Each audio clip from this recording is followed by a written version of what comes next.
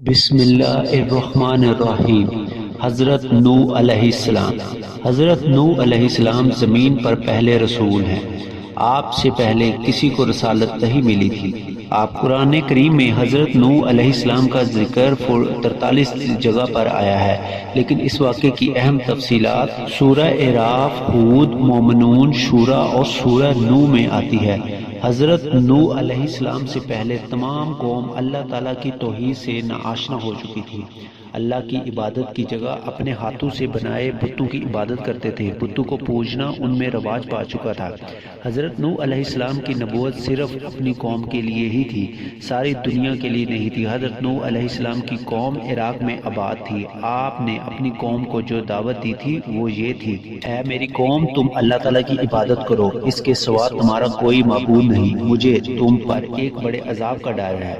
آپ کی اس دعوت کے مقابلے میں قوم کے سرداروں نے کہا: ہم تو یہ سمجھتے ہیں کہ آپ کھلی گمراہی میں پڑے ہیں، ہمارے باپ دادا کے دین سے ہمیں نکالنا چاہتے ہیں اور قیامت میں دوبارہ زندہ ہونے اور جزا اور سزا کے خیالات سب وہم ہیں۔ حضرت نوح علیہ السلام کی قوم کا یہ جواب کس قدر سخت تھا۔ اس کے جواب میں حضرت نوح علیہ السلام غضبناک نہیں ہوئے، بلکہ مجھ میں کوئی گمراہی نہیں ہے۔ بات یہ ہے کہ میں تمہارے باپ دادا کی رسومات کا پابند نہیں، بلکہ میں تو اللہ رب العالمین کی طرف سے رسول ہوں۔ جو کچھ کہتا ہوں اللہ رب العالمین کی ہدایات کے مطابق کہتا ہوں۔ اللہ تعالیٰ کا پیغام تم تک پہنچاتا ہوں۔ اس میں تمہارا ہی بھلا ہے، نہ اس میں اللہ تعالیٰ کا کوئی فائدہ ہے، نہ میری کوئی غرض۔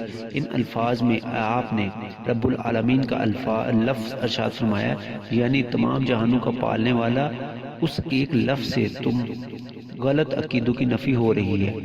آپ نے اس کے بعد فرمایا: تمہیں جو قیامت کے آنے میں شک و شبہات ہے، اس کی وجہ تمہاری بے خبری اور ناواقفیت ہے۔ مجھے اللہ تعالیٰ کی طرف سے اس کا یقینی علم دیا گیا ہے۔ نوح علیہ السلام کی قوم نے ایک شبہ اور ظاہر کیا۔ نوح علیہ السلام کی قوم نے ایک شبہ اور ظاہر کیا، وہ یہ کہ تم تو ہماری طرح کے بشر ہو، ہماری طرح کھاتے پیتے اور سوتے جاگتے ہو، ہم کیسے مان لیں کہ تم اللہ تعالیٰ کے رسول ہو؟ اگر اللہ تعالیٰ نے کسی رسول کو بھیجنا ہوتا تو وہ کسی فرشتے کو بھیجتا۔ ہم جانتے ہیں فرشتوں کو بڑائی اور بزرگی حاصل ہے، تم تو ہماری قوم کے ہو، اور اصل بات تو یہ کہ تم ہم پر اپنی بڑائی ثابت کرنا چاہتے ہو۔ قیامت میں دوبارہ زندہ ہونے اور جزا سزا کے خیالات سب فضول ہے۔ اس کا بات کا جواب حضرت نوح علیہ السلام نے یہ دیا: کیا تمہیں اس بات پر تعجب ہے کہ تمہارے پاس تمہارے رب کا پیغام ایک ایسے شخص کے ذریعے آیا ہے جو تمہاری جنس کا ہے، تاکہ وہ تمہیں ڈرائے اور تم ڈر جاؤ، تاکہ تم پر رحم کیا جائے، یعنی اس کے ڈرانے سے تم خبردار ہو جاؤ اور اس کے نتیجے میں تم پر رحمت نازل ہو۔ کوئی تعجب کی بات نہیں کہ بشر کو رسول بنا کر بھیجا گیا ہے۔ اول تو حق تعالیٰ مختار کل ہے، جسے چاہے اپنی نبوت اور رسالت عطا فرما دے، اور اس میں کسی کو چوں چرا کی مجال نہیں۔ اس کے علاوہ اصل بات پر غور کرو تو بات واضح ہو جائے گی۔ انسانوں کی طرح نبوت اور رسالت کا مقصد بشر ہی کے ذریعے پورا ہو سکتا ہے، فرشتوں سے یہ کام نہیں لیا جا سکتا، کیونکہ اصل مقصد تو یہ ہے کہ اللہ تعالیٰ کی عبادت پر لوگوں کو لگا دیا جائے، لوگوں کو اس کے احکامات کے بھی ہو سکتا ہے ان کی جنس سے ان کو کوئی عملی نمونہ دکھایا جائے۔ اگر فرشتے یہ دعوت لے کر آتے تو اپنی مثال لوگوں کے سامنے رکھتے۔ اس وقت لوگ ان سے کہتے کہ تم تو بشری تقاضوں سے پاک ہو، نہ تمہیں بھوک لگتی ہے، نہ پیاس، نہ نیند آتی ہے، نہ تم تھکتے ہو، تمہاری طرح بھلا ہم کس طرح باندھ جائیں؟ لیکن ان میں سے جب ان ہی کے جنس کا کوئی بشر سب کچھ عملی طور پر کر کے دکھائے تو یہ اعتراضات ختم ہو جاتے ہیں اور وہ کوئی عذر بیان نہیں کر سکتے۔ اس لیے اس بات کی طرف اشارہ کرتے ہوئے فرمایا: جس کے ڈرانے سے متاثر ہو کر لوگ ڈر جائے، وہ وہی ہو سکتا ہے جو ان کا ہم جنس ہو اور انہی کی طرح انسانی خصوصیات کا مالک ہو۔ یہ باتیں کہ کئی امتیوں کے لیے کفار نے پیش کی کہ کوئی بشر نبی یا رسول کیسے ہو سکتا ہے۔ قرآن کریم نے ان سب کو یہی جواب دیا۔ افسوس، قرآن کریم کی اس قدر وضاحتوں کے باوجود آج بھی کچھ لوگ حضور صلی اللہ علیہ وسلم کی بشریت کا انکار کرتے ہیں۔ آپ صلی اللہ علیہ وسلم کو نور مانتے ہیں اور قرآن کریم کو جھٹلاتے ہیں۔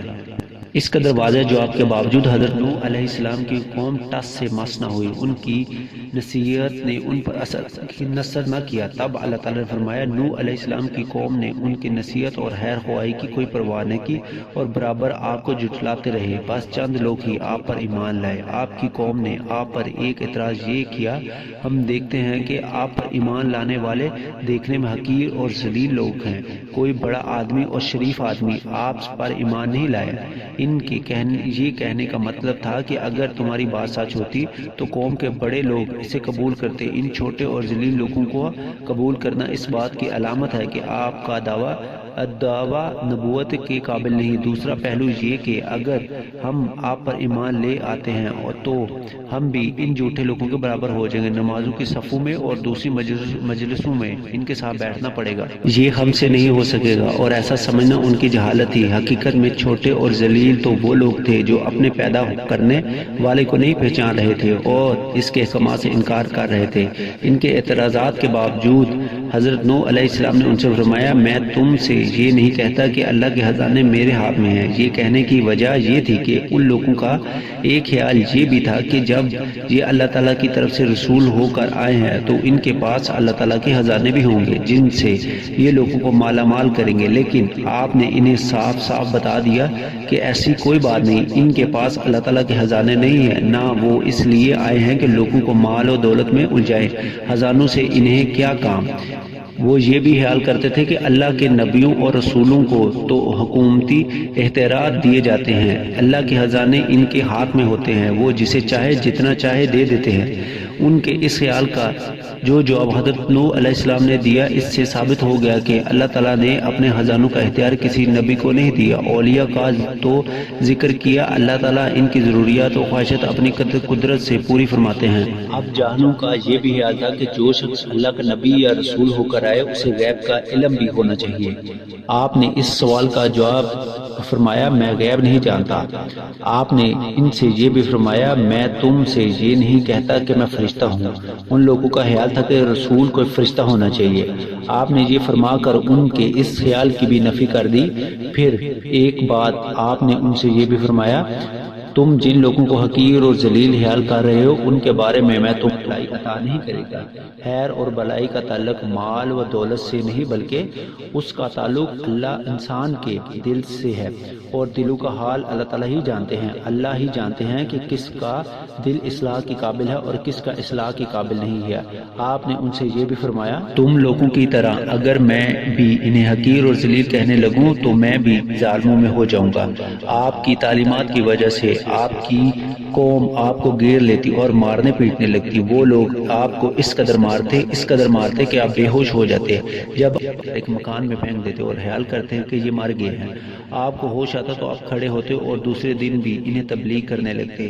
ان کے لیے ان الفاظ میں دعا فرماتے اے اللہ میری قوم کو معاف کر دے کیونکہ یہ نہیں جانتے۔ مسلسل تبلیغ کرنے کے بعد بھی جب ایک نسل ایمان نہ لاتی تو آپ امید کرتے کہ ان کی اولاد میں سے کوئی ایمان لے آئے گا۔ وہ نسل بھی گزر جاتی تو آپ ان سے اگلی قوم سے امید باندھ لیتے، وہ اپنا کام جاری رکھتے۔ ان نسلوں کی عمریں اتنی نہیں تھی جتنی حضرت نوح علیہ السلام کو معجزے کے طور پر عطا ہوئی تھی۔ اس طرح ان کی نسل در نسل گزرتی چلی گئی۔ ہر آنے والی نسل پچھلی نسل کی نسبت زیادہ شریر اور بدتر ثابت ہوتی گئی۔ مجبور ہو کر حضرت نوح علیہ السلام نے اللہ تعالیٰ کے حضور یوں دعا فرمائی اے پروردگار میں نے انہیں دن رات تیری طرف بلایا، ہر طریقہ اختیار کیا کہ یہ راہ راست پر آ جائے، کبھی انہیں عذاب سے ڈرایا، کبھی ان کے سامنے جنت کی نعمتیں بیان کی تاکہ یہ ایمان لے آئے، نیک عمل کرنے والے بن جائیں، دین اور دنیا کی بھلائیاں انہیں حاصل ہو جائیں۔ کبھی میں نے اس آپ کی قدرت کی نشانیاں پیش کر انہیں سمجھایا مگر انہوں نے ایک نہ سنی۔ دوسری طرف اے پروردگار آپ نے مجھے یہ بھی بتا دیا کہ ان لوگوں میں جتنے لوگوں کو ایمان لانا تھا وہ لا چکے، اب ان میں سے کوئی ایمان نہیں لے آئے گا۔ تفسیر میں لکھا جاتا ہے کہ یہ لوگ بتوں کو پوجتے تھے، خاص طور پر ان کے 5 بڑے بت تھے۔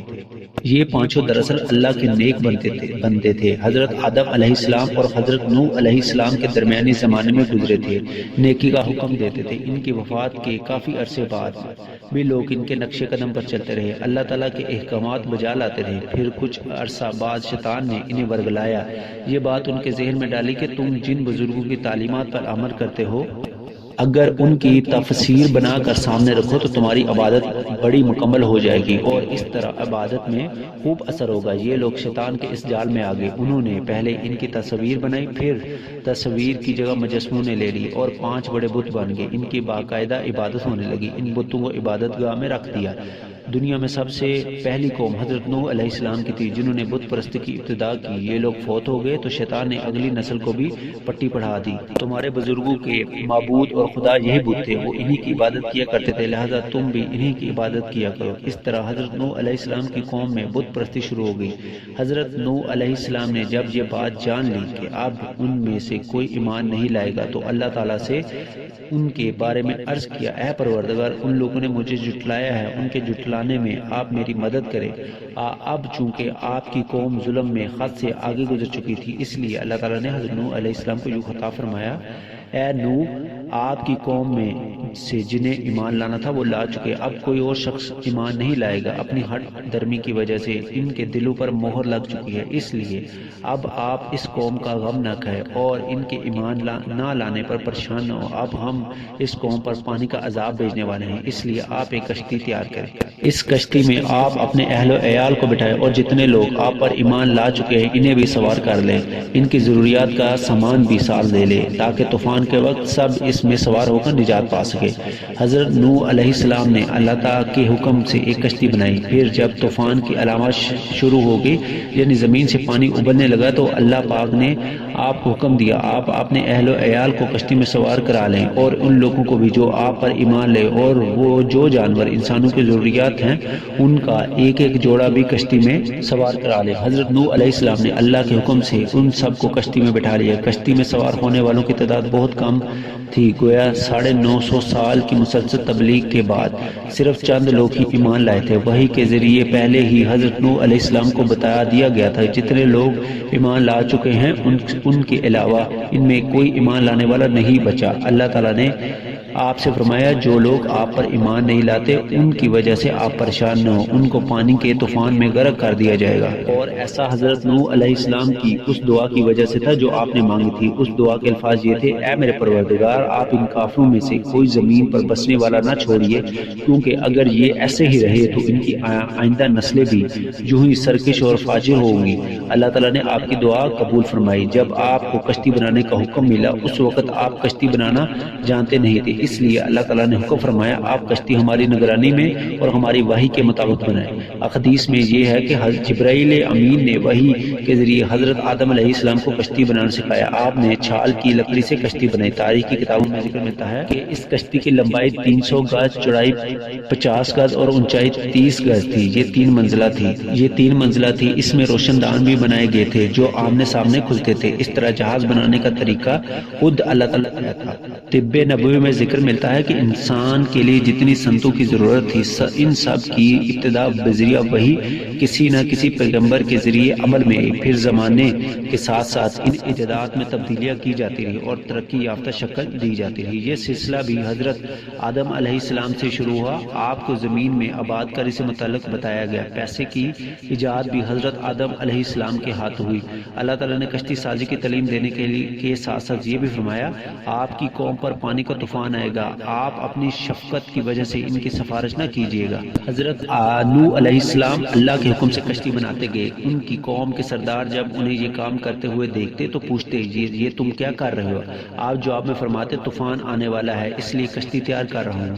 ان کی قوم ان کا مذاق اڑاتی اور کہتی یہاں پینے کے لیے پانی نہیں ملتا لیکن آپ خشکی میں یہ کشتی چلائیں گے۔ اس پر حضرت نوح علیہ السلام نے ان سے فرماتے آج تم لوگ میرا مذاق اڑاتے ہوئے ایک دن ایسا آئے گا جب خود تمہارا مذاق اڑے گا۔ پھر جب یہ کشتی تیار ہوگی تو حضرت نوح علیہ السلام نے ایمان لانے والوں کو اس میں سوار کرا لیا تو اللہ تعالیٰ نے فرمایا جب ہمارا حکم آیا اب زمین کی سطح ہے، لیکن کہا جاتا ہے پانی ابلنے کا مقام عین الوردہ تھا۔ یہ جگہ ملک شام میں تھی۔ بعض روایات میں آیا ہے کہ پانی ابلنے کا مقام کوفہ تھا۔ حضرت شبا رحمت اللہ کہتے ہیں میں قسم کھا کر کہتا ہوں کہ یہ تندور کوفہ شہر کے ایک کونے میں تھا اور حضرت نوح علیہ السلام نے اپنی کشتی کوفہ کے مسجد کے اندر بنائی تھی۔ اسی مسجد کے دروازے میں تندور تھا۔ حضرت ابن عباس رضی اللہ تعالیٰ عنہ فرماتے ہیں اللہ تعالیٰ نے حضرت نوح علیہ السلام سے فرمایا تھا جب آپ یہ دیکھیں کہ آپ کے گھر کے تندور سے پانی ابلنے لگا ہے تو سمجھ لیجئے طوفان آ گیا ہے۔ امام قطبہ فرماتے ہیں جب طوفان ابلنے لگا تو روٹی پکانے کے تندور سے بھی پانی نکلنے لگا، سطح زمین سے بھی پانی ابلا، ملک شام میں عین الوردہ کے تندور سے بھی نکلا۔ اللہ تعالیٰ نے فرمایا ہم نے آسمان کے دروازے موسلادھار بارش کے لیے کھول دیے اور زمین سے چشمے ہی چشمے پھوٹ پڑے۔ یہاں یہ بات بھی غور کے قابل ہے کہ اللہ پاک نے کشتی میں صرف ان جانوروں کو سوار کرنے کا حکم دیا جو پانی میں زندہ نہیں رہ سکتے تھے، پانی میں زندہ رہ سکنے والے جانوروں کا سوار کرنے کا حکم نہیں دیا۔ مطلب یہ کہ کشتی میں دنیا بھر کے جانور سوار نہیں کیے گئے۔ کشتی میں کل کتنے لوگ تھے ان کی تعداد نہ قرآن پاک میں ہے نہ احادیث، البتہ حضرت ابن عباس رضی اللہ تعالیٰ عنہ فرماتے ہیں ان کی تعداد 80 تھی۔ ان میں حضرت نوح علیہ السلام کے 3 بیٹے سائم، حائم اور یافت اور ان کی 3 بیویاں سوار تھی۔ چوتھا بیٹا چونکہ آپ پر ایمان نہیں لایا تھا اس لیے کشتی میں سوار نہیں ہوا تھا۔ جب کشتی پانی کی سطح پر بلند ہونے لگی تو حضرت نوح علیہ السلام نے اسے پکارا، اے میرے پیارے بیٹے ایمان لے آ اور کشتی میں سوار ہو جا۔ اس پر اس نے کہا میں ابھی کسی پہاڑ کی پناہ لے لوں گا، اس طرح میں غرق ہونے سے بچ جاؤں گا۔ اس وقت دراصل طوفان کی ابتدا تھی، پانی بھی اتنا اونچا نہیں ہوا تھا۔ اس کے جواب میں حضرت نوح علیہ السلام نے فرمایا آج کے دن اللہ کے قہر سے کوئی بچنے والا نہیں، یعنی نہ پہاڑی بچا سکے گی نہ کوئی اور چیز، اللہ ہی رحم کرے تو اسے بچا لے۔